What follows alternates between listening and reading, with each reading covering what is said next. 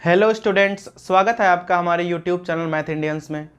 कक्षा 11 गणित में इस समय हमारा चैप्टर चल रहा है संबंध एवं फलन, रिलेशंस एंड फंक्शंस।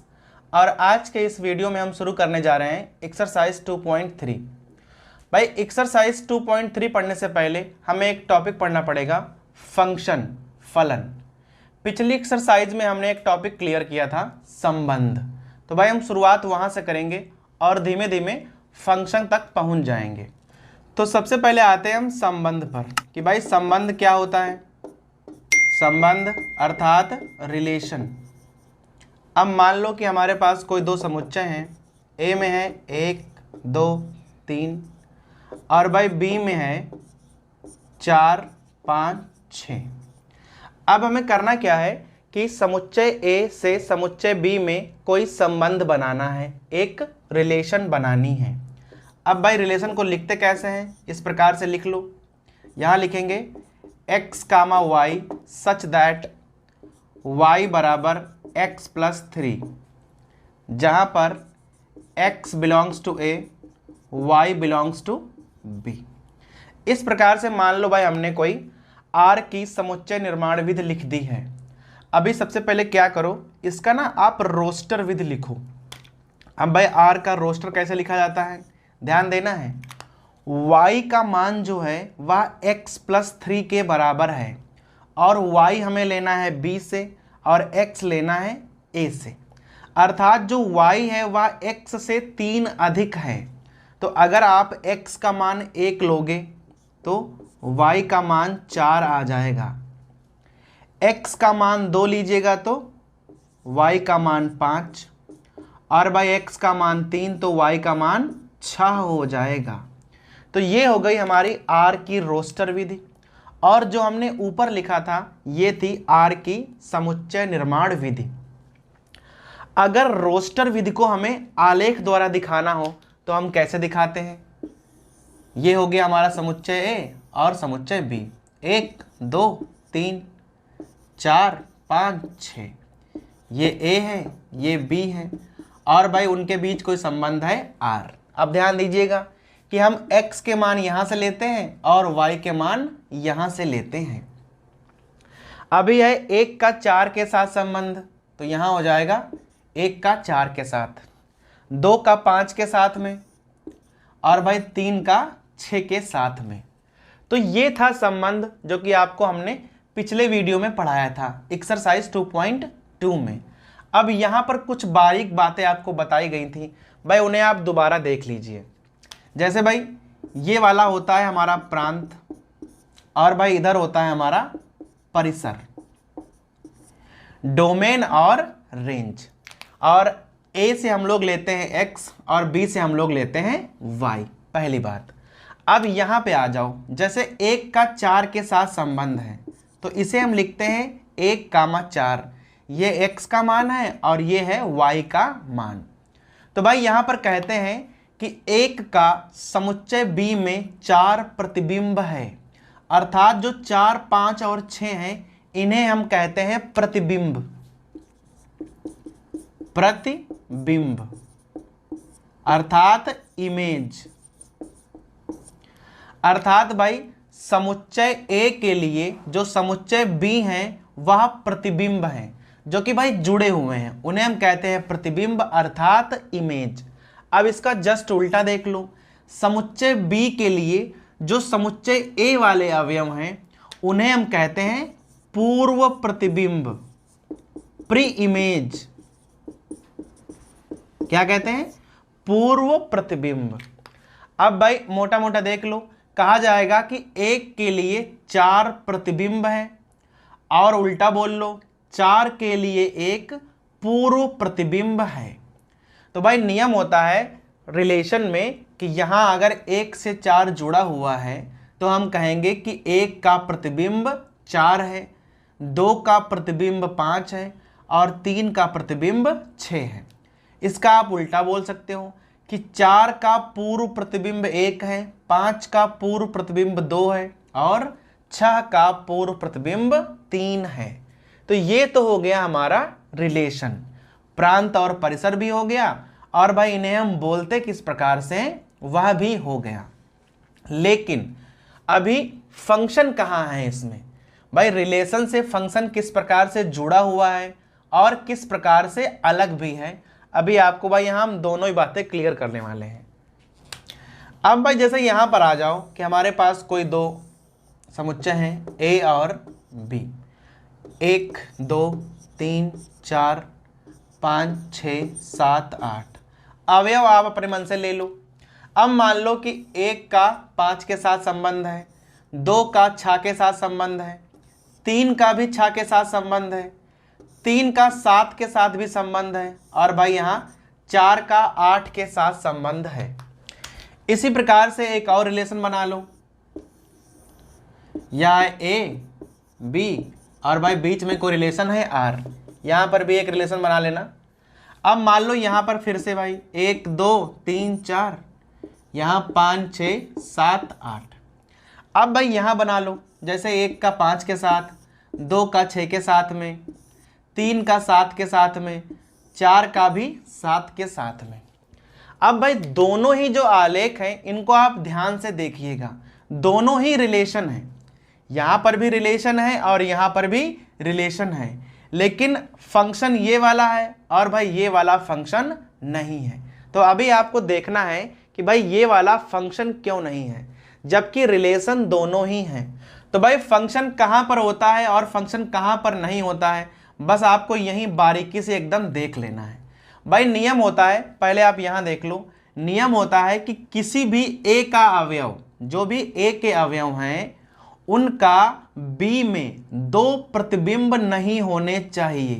किसी भी एक अवयव के 2 इमेज नहीं हो सकते हैं, लेकिन किसी भी इमेज के लिए यहाँ पर 1 से अधिक प्री इमेजेज हो सकती हैं। जैसे कि भाई ध्यान दीजिएगा, यहाँ पे देखो 3 की इमेज है 7, 4 की भी 7 है, ऐसा तो हो सकता है। अगर ऐसा है तो ये वाला फंक्शन है, कहा जाएगा कि भाई ये वाला फंक्शन है।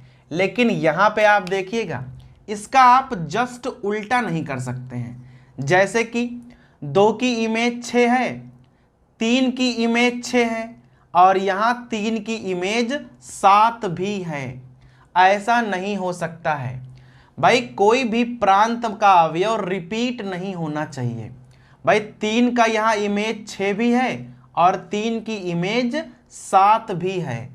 अगर कहीं पर ऐसा है तो समझ जाओ वह रिलेशन तो है लेकिन वह फंक्शन नहीं होगा।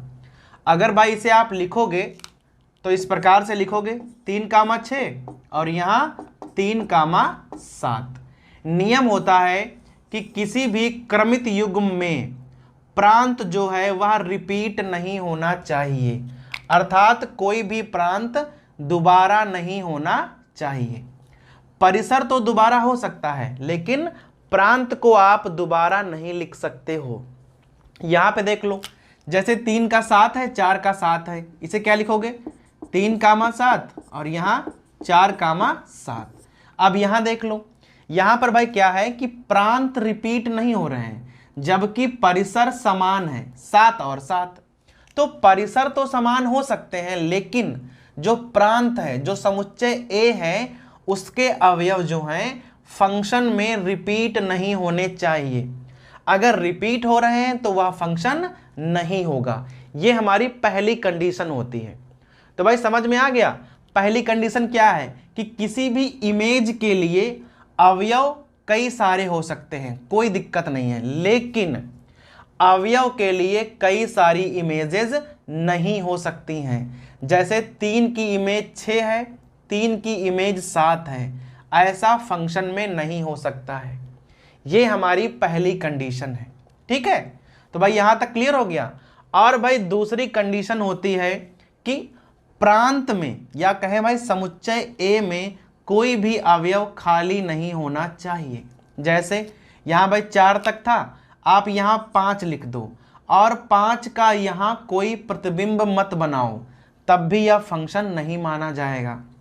भाई नियम होता है कि समुच्चय ए में कोई भी अवयव खाली नहीं होना चाहिए, अर्थात जो समुच्चय ए है वह प्रांत के बराबर होना चाहिए। भाई जो ऑक्युपाइड है 1 2 3 4 वही प्रांत माने जाएंगे, 5 वाला थोड़े ना प्रांत माना जाएगा, क्योंकि भाई इसका यहाँ कोई प्रतिबिंब नहीं है, और अगर प्रतिबिंब नहीं है तो ये फंक्शन नहीं माना जाएगा। रिलेशन तो है लेकिन फंक्शन नहीं है। तो भाई समझ गए कि इधर के जो भी अवयव हैं 1 2 3 4 5 6 जो भी अवयव हों उनके उधर प्रतिबिंब होने चाहिए, ये भी जरूरी है, और किसी भी एक अवयव के 2 प्रतिबिंब नहीं हो सकते हैं, जबकि एक प्रतिबिंब के लिए कई सारे अवयव हो सकते हैं। तो भाई ये थी परिभाषा फंक्शन की। अब भाई फंक्शन की परिभाषा क्या होती है? अगर कोई फंक्शन है जो कि a से b में मैपिंग कर रहा है, ठीक है भाई, मान लो कि ये a है ये b है, a b, और इनके बीच कोई फंक्शन है, और भाई यहाँ पर अवयव मान लो 1 2 3, यहाँ मान लो 4 5 6।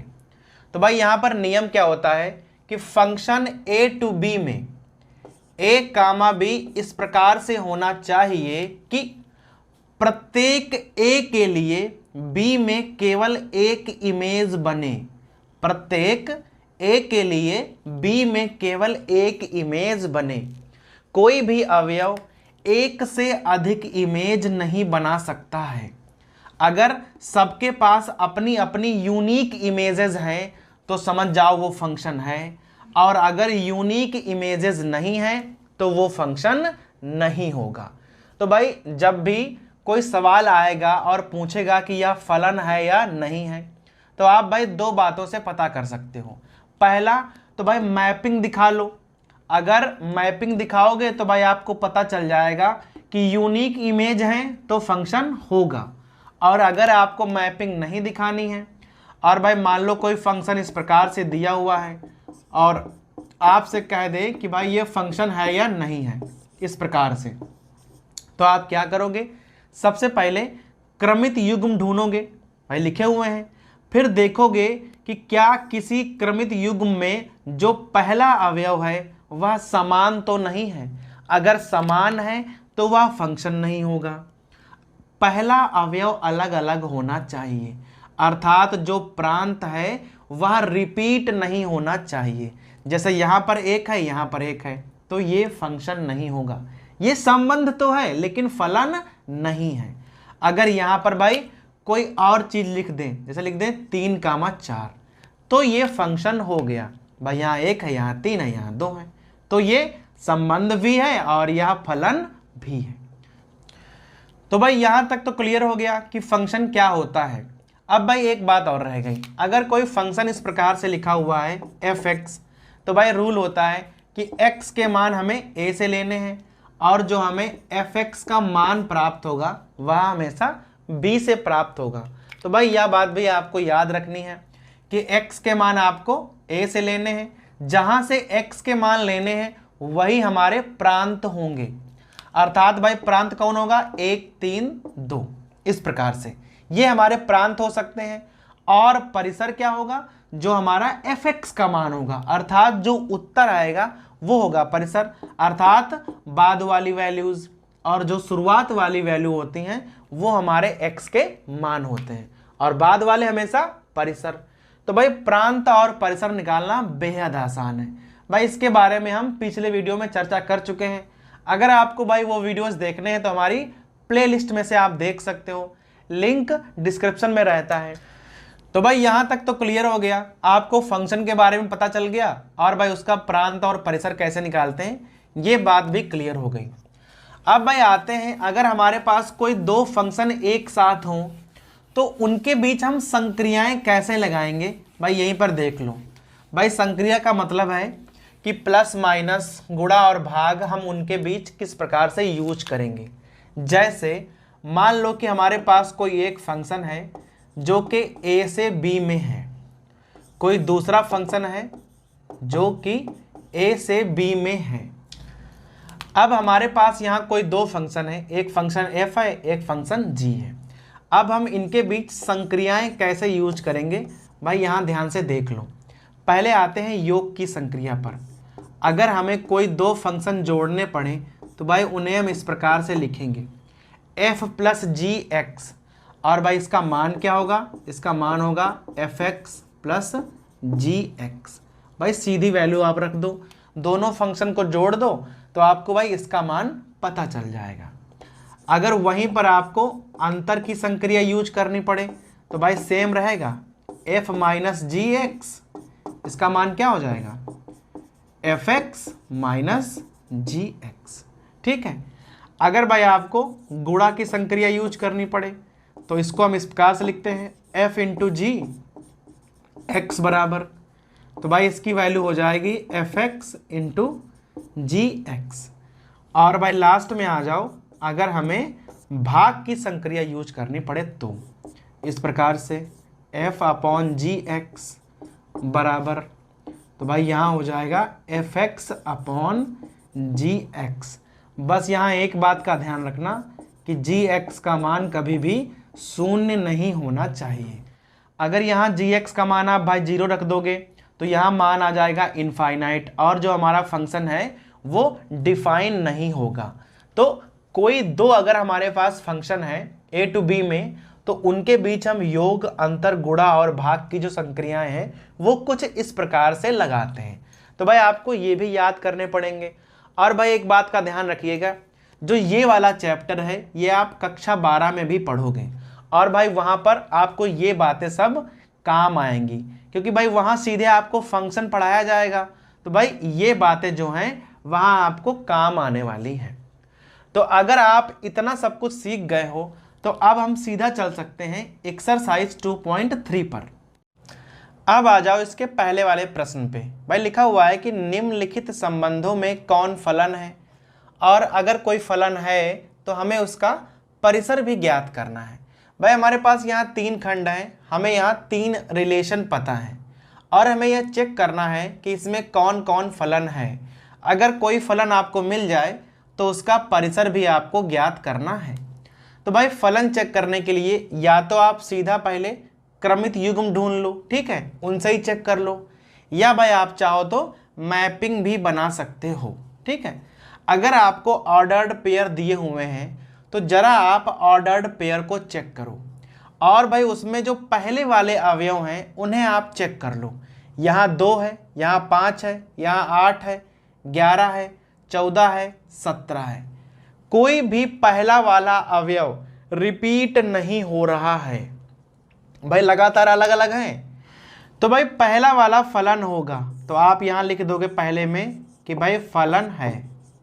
अगर आपसे कारण पूछ दे कि भाई फलन क्यों है, तो आप लिख सकते हो कि जो प्रांत है उसमें कोई भी अवयव दोबारा नहीं आया है, या भाई लिख सकते हो कि प्रत्येक प्रांत के लिए एक यूनिक परिसर है, रिपीट नहीं हुआ है तो फलन है। पहली बात तो फिर कह रहा है केवल परिसर ज्ञात करना है, केवल हमें रेंज ज्ञात करनी है। तो भाई प्रांत तो ज्ञात नहीं करना है, रेंज कौन सी होती है, जो बाद वाला अवयव होता है। अब देख लो, बाद वाला अवयव सब में एक है, केवल एक ही अवयव है रेंज में। प्रांत में 1 2 3 4 5 6 अवयव हैं, और रेंज में केवल एक अवयव है, फिर भी भाई ये फलन है। अभी आ जाओ दूसरे वाले पे, यहां भी भाई चेक कर लो कि क्या किसी क्रमित युग्म में प्रांत दोबारा आया है। यहाँ 2 है, यहाँ 4 है, यहाँ 6 है, 8 है, 10 है, 12 है, 14 है। कोई भी ऐसा पहला अवयव नहीं है जो रिपीट हुआ हो, सब अलग अलग हैं, तो भाई ये भी फलन है। ठीक है। तो यहां पर भी लिख दोगे कि कोई भी प्रांत दोबारा नहीं आया है, अर्थात ये फलन होगा।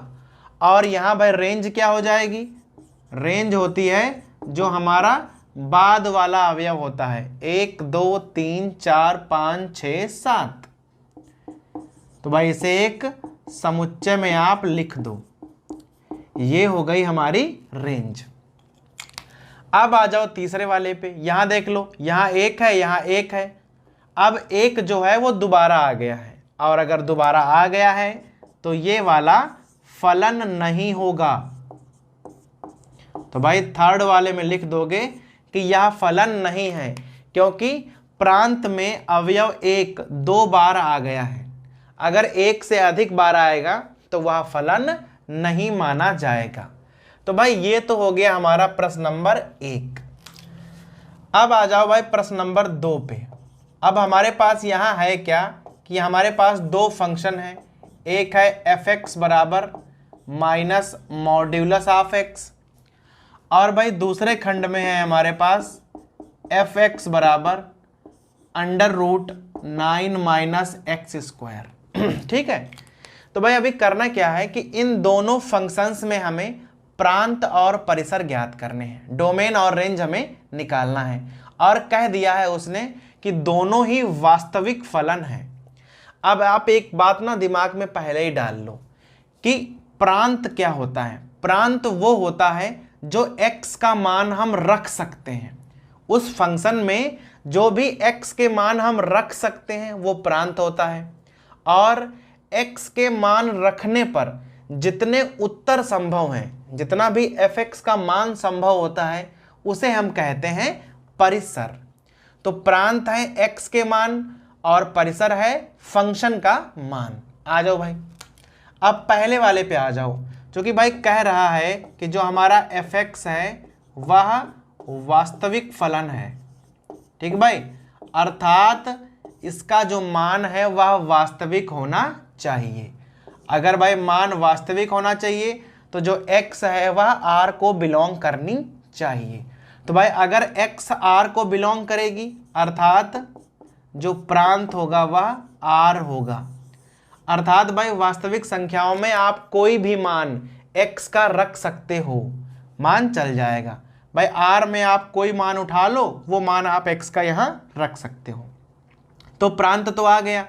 अब आ जाओ इसके परिसर पे। एक बात तो भाई आपको पता होगी कि अगर किसी चीज पर मॉड्यूलस लगा है तो उसका मान हमेशा शून्य या शून्य से बड़ा होगा, अर्थात मान या तो शून्य होगा या धनात्मक होगा। लेकिन अगर मॉड्यूलस के आगे आप माइनस का निशान लगा दो तो भाई निश्चित रूप से इसका मान हमेशा नेगेटिव आएगा, ऋणात्मक ही आएगा। अब इस चीज का मान कभी भी धनात्मक नहीं हो सकता है, अर्थात जो हमारा आंसर होगा वह हमेशा ऋणात्मक आएगा। यही हमारा हो जाएगा परिसर। अर्थात भाई जो उत्तर होगा या तो 0 होगा या माइनस का होगा। तो भाई 0 हो सकता है तो ओपन, और माइनस इनफाइनाइट तक मान होगा तो इधर भाई लगा दो आप क्लोज इंटरवल, क्योंकि भाई मान कभी भी माइनस इनफाइनाइट तो होगा नहीं, बस माइनस इनफाइनाइट तक जा सकता है। तो भाई हमारा परिसर क्या हो जाएगा, माइनस इनफाइनाइट से लेकर 0 तक। बस एक बात भाई दिमाग में डाल लो कि जो x के संभावित मान है वो आपका प्रांत होते हैं, जो उत्तर के संभावित मान है फंक्शन के वो हमारे परिसर होते हैं। यहाँ पे आ जाओ, जैसे भाई लिखा है फंक्शन x बराबर 9 minus x square under root. अगर आपका फंक्शन x जो है वह वास्तविक है तो भाई वास्तविक का क्या मतलब होता है, अंडर रूट के अंदर संख्या माइनस की नहीं होनी चाहिए, अर्थात 9 माइनस एक्स स्क्वायर का मान जो है वह या तो शून्य हो या शून्य से बड़ा हो। अगर शून्य से छोटा हो जाएगा तो भाई अंडर रूट के अंदर माइनस आ जाएगा और फंक्शन का मान वास्तविक नहीं रहेगा। अब आप इसे हल कर लो। अब यहाँ ना आप गुणनखंड कर लो, तो भाई गुणनखंड कुछ इस प्रकार से हो जाएंगे, 3 माइनस एक्स और यहाँ 3 प्लस एक्स, इस प्रकार से। अब एक एक करके लिख लो, 3 माइनस एक्स और यहाँ पर ऐसे 3 प्लस एक्स बड़ा है बराबर है 0। अभी भाई नियम क्या होता है, x उधर जाएगा तो यहाँ आ जाएगा 3 बड़ा है बराबर है x। यहाँ भाई क्या होगा, 3 को उधर ले जाओगे तो आ जाएगा इस प्रकार से। अब यहाँ ध्यान देना, जो x का मान है +3 से छोटा है या बराबर है, लेकिन -3 से बड़ा है या बराबर है, तो इसे आप इस प्रकार से भी लिख सकते हो, -3 इस प्रकार से। ये हमारा x का मान है, अर्थात हम वैल्यू केवल इनके बीच की ही रख सकते हैं, वरना भाई यहाँ मान ऋणात्मक हो जाएगा और यही हमारा प्रांत हो जाएगा। तो आपका भाई प्रांत क्या हो गया, -3 से लेकर +3 तक।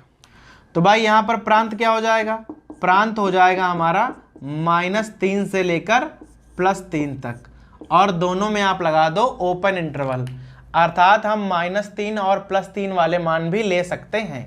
तो ये तो हो गया हमारा प्रांत। अभी आ जाओ परिसर पे। तो भाई ये वाला सवाल हम मिटा दे रहे हैं, ठीक है। इधर निकालेंगे इसका हम परिसर। अब परिसर का मतलब होता है कि जो इसका पूरा मान है, जो हमारा फंक्शन का मान है, वो मान क्या क्या हो सकता है। तो भाई हम लोग क्या करते हैं उसके लिए, हमेशा फंक्शन को ना y मान लेते हैं, 9 - x²। अब यहाँ से x का मान निकालते हैं, ऐसे निकालोगे 9 - x²। तो भाई यहाँ पर हो जाएगा x² बराबर 9 - y²। सो x बराबर क्या आ जाएगा, ±9 - y²। अब देख लो एकदम वैसे ही बन गया है, जैसे यहाँ था 9 - x², वैसे ही 9 - y²। तो भाई सीधी सी बात है कि वास्तविक होने के लिए क्या हो जाएगा, सेम फॉलो करो प्रोसीजर। अगर वास्तविक है तो 9 - y² का मान 0 या 0 से बड़ा होना चाहिए, और आप ऐसे ही हल कर लो, ठीक है। तो भाई y का मान क्या आ जाएगा, -3। इसी प्रकार लिख लो सीधे, जैसे भाई पहले लिखा था। अब आपको ना यहाँ पर एक बात याद रखनी है कि y का मान हम ऋणात्मक नहीं ले सकते हैं। ऋणात्मक ले लोगे तो भाई मान वास्तविक नहीं रहेगा। तो भाई आया तो सेम ऐसे ही है, लेकिन यहाँ पर आप लिख दोगे कि y कभी भी माइनस का नहीं हो सकता है, और अगर माइनस का नहीं हो सकता है तो y का मान कहाँ शुरू करोगे, 0 से शुरू करोगे और 3 पर जाकर खत्म कर सकते हो। तो भाई ये हो जाएगा हमारा परिसर। इसे आप ऐसे भी लिख सकते हो, और भाई इसे हम ऐसे भी लिख सकते हैं। तो ये हो गया हमारा परिसर। तो इस प्रकार से आप प्रांत और परिसर बड़े ही आराम से निकाल सकते हो। बस भाई आपको ना कॉन्सेप्ट याद रखना है कि प्रांत वो होता है जितने हम x के मान रख सकते हैं, और परिसर x के मान रखने पर जितने फंक्शन x के मान आएंगे वो हमारा परिसर होगा। अब यहाँ आ जाओ आप प्रश्न नंबर 3 पर। हमारे पास कोई फंक्शन है f(x) = 2x - 5, और हमें यहाँ ना 3 प्रकार के मान निकालने हैं। अब भाई इस प्रकार के सवाल बेहद सरल होते हैं। कैसे लगाने हैं, जैसे आपको दिया है f(x) = 2x - 5, पर हमें मान निकालना है f(0) का। भाई x की जगह 0 आ गया, इसका क्या मतलब हुआ कि फंक्शन में आप x का मान 0 रख दीजिए। तो यहाँ रखो 2 × 0 - 5, मान क्या आ जाएगा, -5। f(0) का मान हो जाएगा -5। सेम यहाँ पे आ जाओ भाई, फंक्शन लिख लो f(x) = 2x - 5, फिर आप मान निकाल दो f(7) का, 2 × 7 - 5। x की जगह हमने 7 रखा हुआ है, 7 दूनी 14 - 5, मान आ जाएगा 9, अर्थात f(7) का मान हो गया 9। सेम यहाँ पे भाई f(x) बराबर लिख लो 2x - 5, फिर आपको मान निकालना है f-3 का, अर्थात जहाँ जहाँ x है वहाँ वहाँ आप -3 लिख दो। 2 × -3 - 5, -6 - 5 आ जाएगा -11। तो भाई इस प्रकार से ना आप फंक्शन के मान निकाल सकते हैं। जो भी आपसे कहे आप उतना x का मान रखो और भाई सीधा फंक्शन को हल कर दो, आपको मान पता चल जाएगा। भाई ये भी ऐसे सवाल है, और प्रश्न नंबर 4 भी लगभग ऐसा ही है। वहां पर भी भाई 3-4 खंड हैं और आपको ऐसे ही हल करना है। कह रहा है कि सेल्सियस से फ़ारेनहाइट में ना कोई पैमाना होता है, जो कि भाई आपको इस प्रकार से दिया गया है TC। कोई फंक्शन t है जो कि भाई हमें ज्ञात है, इस प्रकार से ज्ञात है कि 9c/5 और प्लस 32। इस प्रकार से हमारे पास कोई फंक्शन है, और भाई हमें मान निकालने हैं। किस चीज़ के मान निकालने हैं, T0 T28। तो भाई यहाँ मान निकालना है T0 का, फिर मान निकालना है T28 का। हालांकि भाई 4 मान निकालने हैं, हमने पहले यहाँ केवल 2 ही लिखे हुए हैं। पहले 2 हल करेंगे और बाद में फिर 2 हल कर देंगे। तो पहले आप लिखो TC बराबर क्या है भाई, 9c/5 और प्लस 32, फिर यहाँ T0, अर्थात C का मान आपको 0 रख देना है। जब 0 रख दोगे तो यहाँ पूरा 0 आ जाएगा, तो मान आ जाएगा 32। अर्थात जब तापमान 0 डिग्री सेंटीग्रेड होगा तो फ़ारेनहाइट पर वह 32 फ़ारेनहाइट बोला जाएगा। सेम यहाँ पे आ जाओ, यहाँ हो जाएगा TC बराबर 9C/5 और प्लस 32। अब हमें मान निकालना है T28 का। जहाँ पर C लिखा हो वहाँ आप 28 लिख दो और प्लस इस प्रकार से। अब भाई हमें यहाँ पहाड़ा पढ़ना है। 28 का पहाड़ा आता होगा भाई, तो 28 नामा होते हैं 252 और बटे 5 है और प्लस 32 लिखा हुआ है। अब भाई यहाँ पे काट लीजिए तो सीधा आ जाएगा 51.4 और प्लस है 32। भाई यहाँ जोड़ दो तो आ जाएगा 83.4। इसका अर्थ हुआ भाई अगर कोई पैमाना 28 डिग्री सेंटीग्रेड है तो वह फ़ारेनहाइट पर 83.4 डिग्री फ़ारेनहाइट होगा। सीधा आपको मान रखना है और भाई उत्तर निकाल देना है। यहाँ पर भाई कुछ भी कठिन नहीं है, बस केवल आपको हल करना है। तो ये हमारे 2 खंड हो गए। अब भाई बचे हैं हमारे पास 2 खंड और। तीसरा देख लो भाई, तीसरे में लिखा हुआ है हमें मान निकालना है T-10 का। T-10 का मान निकालना है। अभी भाई क्या करोगे, C की जगह आप -10 रख दो तो यहाँ हो जाएगा 9 × 10, माइनस आगे लगा लो बटे 5 और प्लस 32। 5 दूना 10, 9 दूनी -18 और प्लस 32 आ जाएगा 14। अर्थात अगर कोई पैमाना -10 डिग्री सेंटीग्रेड है तो वह फ़ारेनहाइट पर 14 डिग्री फ़ारेनहाइट आएगा। इसी प्रकार भाई चौथा सवाल है। अब देखो क्या लिखा हुआ है। यहाँ भाई थोड़ा सा अजीब है। यहाँ हमें TC का मान पता है, भाई TC है। अब भाई यहाँ पर थोड़ा सा अजीब है। यहाँ आपको TC का मान पता है 212 और कह रहा है कि C का मान बताओ। तो भाई TC का मान क्या है, 9C/5 प्लस 32। यहाँ मान रख दो तो 9C/5 और प्लस 32 बराबर कितना हो जाएगा 212। तो 9C/5 212 और माइनस 32। सो यहाँ 9C/5 बराबर घटाओगे तो आ जाएगा 180। C बराबर क्या हो जाएगा 180 × 5 और बटे 9। काटो यहाँ 20 और 20 पंचे 100। अर्थात भाई C का मान आ जाएगा 100। इसका मतलब हुआ अगर आप T100 का मान निकालते तो उसका मान 212 आ जाता। तो भाई ये वाले सवाल तो बेहद सरल हैं। आपसे कोई भी फंक्शन दिया हो और वहाँ फंक्शन का मान पूछे तो आप आराम से निकाल सकते हो। बस भाई सीधे मान रखने हैं और उत्तर आ जाएगा। तो भाई ये तो हो गया हमारा प्रश्न नंबर 4। अब प्रश्न नंबर 5 में क्या है भाई, ये एकदम प्रश्न नंबर 2 की तरह है। ठीक है, यहाँ पर भी आपको भाई प्रश्न नंबर 2 की तरह आपको परिसर निकालने हैं। 3 खंड हमारे पास हैं। कह रहा है कि प्रत्येक फंक्शन का जो है हमें परिसर निकालो। यहाँ पर प्रांत नहीं पूछ रहा है क्योंकि भाई प्रांत ना उसने हर सवाल में दे रखे हैं। उसने कुछ इस प्रकार से लिखा हुआ है कि x बिलोंग्स टू R और लिखा है कि जो x है वह 0 से बड़ा भी है। तो भाई उसने x के मान तो दे दिए हैं, तो प्रांत तो आपको दिया हुआ है, केवल परिसर पूछ रहा है। क्या करोगे भाई, हमेशा मान लिया करो। जो भी फंक्शन का मान है उसे आप y मान लो, फिर यहाँ से x का मान निकालो। यहाँ हो जाएगा -3x बराबर y - 2। तो x बराबर क्या हो जाएगा, माइनस जाएगा उधर तो 2 - y और अपॉन हो जाएगा 3। अब दो बातें जान लो, x का मान 0 से बड़ा है और x वास्तविक भी है, दोनों ही बातें हैं। तो x का मान जो है वह 0 से बड़ा है, इसे आप ऐसे लिख सकते हो। अब x का मान यहाँ पे क्या है, 2 - y/3 0 से बड़ा होगा।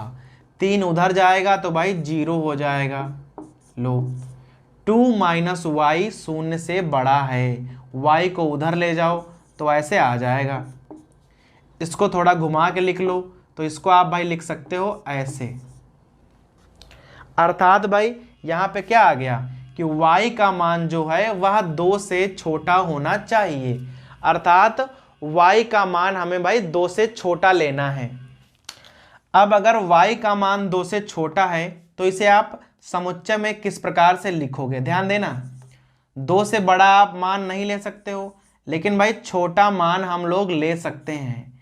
और भाई दोनों ही तरफ आप लगाओगे क्लोज इंटरवल, क्योंकि यहाँ केवल बड़ा और छोटा का निशान लगा हुआ है, कहीं पर भी बराबर का निशान नहीं लगा है। तो भाई इस प्रकार से आप परिसर ज्ञात कर सकते हो। आया कि भाई जो y है वो 2 से छोटा होगा, अर्थात 2 से लेकर माइनस इनफाइनाइट तक उसका मान हो सकता है। लेकिन चूंकि यहाँ केवल बड़े छोटे का निशान था तो हमने क्लोज इंटरवल यूज किए हैं। अगर भाई बराबर का भी निशान हो तो वहां आप ओपन इंटरवल का प्रयोग कर सकते हो। ठीक है। अब भाई प्रश्न नंबर 5 का आ जाओ, दूसरा खंड। भाई क्या लिखा हुआ है,